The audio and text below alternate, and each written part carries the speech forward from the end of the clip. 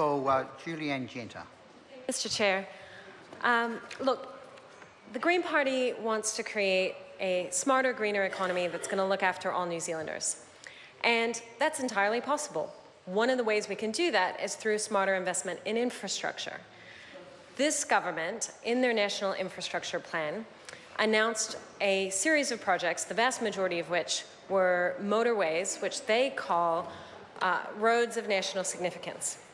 The reason why these projects had to be given the special title of national significance is because none of them actually stacked up under the traditional economic evaluation method that was used by the New Zealand Transport Agency at the time.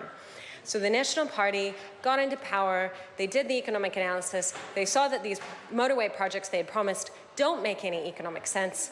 At the time, I was working as a consultant for the New Zealand Transport Agency. I remember the officials there at the time expressing great concerns over the priorities of this government, how they simply didn't make any economic sense and it was a poor use of money. And naively, I thought that as a consultant, we could present the evidence to the politicians. They say they care about the economy, they want to reduce costs to households and business and government.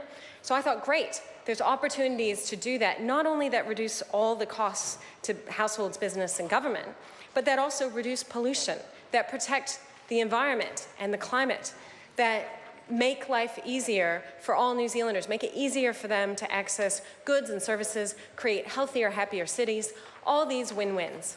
But unfortunately, the National Party has completely failed to take up that opportunity that exists for them. And it's been a bit of a mystery for me because if we look at countries overseas, Mr. Chair, there are centre-right governments who understand the economic benefits of a balanced transport system, and they are investing in public transport, safe cycling, rail to move freight, because it makes economic sense. And we have business people, freight experts here in our own country, like Main Freight, by far the largest freight company, who've said it makes sense for their business to invest in rail and to use rail to move goods around the country.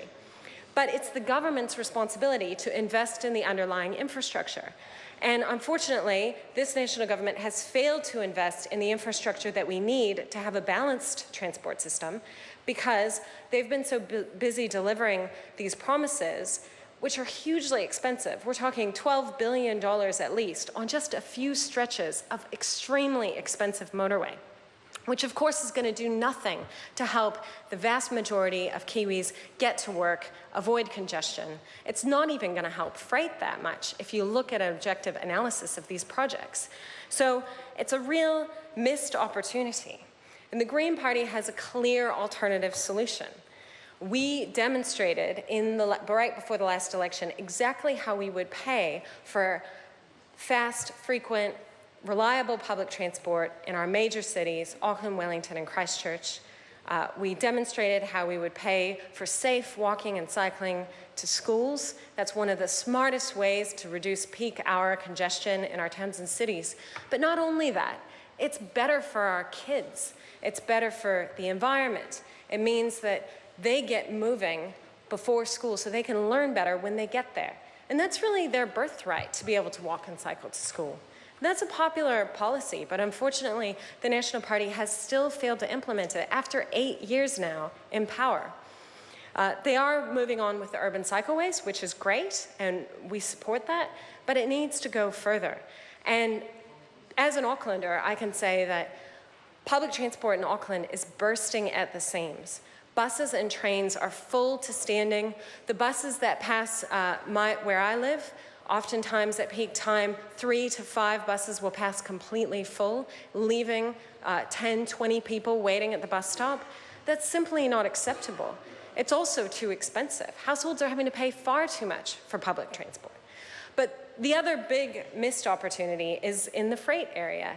And as I said earlier, Main Freight, our biggest freight logistics company, has said, we need more investment in the rail network. The way to do that is to have the infrastructure, the rail network, not treated as an SOE that needs to somehow return a profit to the government through its surplus, which KiwiRail does have an operating surplus on its freight operations.